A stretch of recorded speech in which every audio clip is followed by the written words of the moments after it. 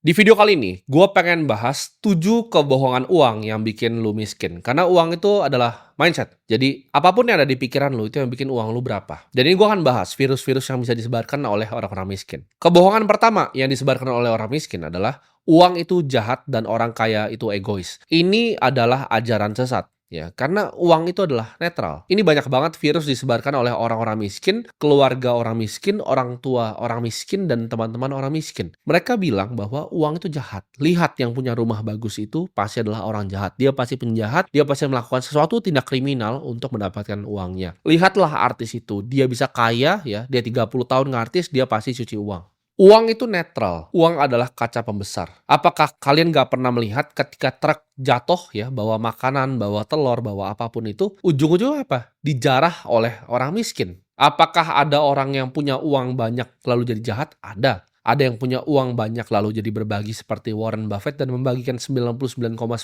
kekayaannya? Banyak juga. Orang yang bikin IKEA juga membagikan uangnya. Uang itu seperti api, bisa dipakai untuk memasak makanan dan bisa dipakai juga untuk membakar rumah. Jadi uang itu netral, jangan berpikir bahwa uang itu jahat. Satu-satunya yang ngasilin uang itu adalah hal jahat, cuci uang, korupsi, dan lain-lain. Itu adalah virus yang disebarkan oleh orang miskin. Semua itu selalu tergantung ke siapa yang memegangnya. Karena gue percaya kalau kalian pengen uang datang ke hidup kalian, kalian harus paham ya cara kerja uang dan kebenarannya tentang uang. Jadi jangan punya mindset bahwa uang itu adalah jahat dan orang kaya itu semuanya egois. Jawabannya enggak. Orang miskin juga banyak yang egois, banyak yang suka jarah orang lain. Malah kebanyakan kriminalitas di dunia ini dilakukan oleh orang miskin, bukan orang kaya. Yang kedua, kebohongan yang banyak gue dengar adalah kerja keras sama dengan kekayaan. Banyak sekali orang yang gue tahu kerja sangat keras tapi nggak pernah kaya-kaya. Kerja keras itu adalah sesuatu hal yang mulia dan itu adalah awal dari kekayaan. Ya gue bilangnya awal dari kekayaan, tapi bukan sama dengan. Bukan lu kerja keras pasti lu menjadi kaya, itu tidak. Dunia ini tidak bekerja dengan adil. Ada orang yang bekerja keras seumur hidupnya dari pagi sampai malam dan dia juga tidak kaya. Apalagi orang yang tidak bekerja keras sudah pasti tidak kaya.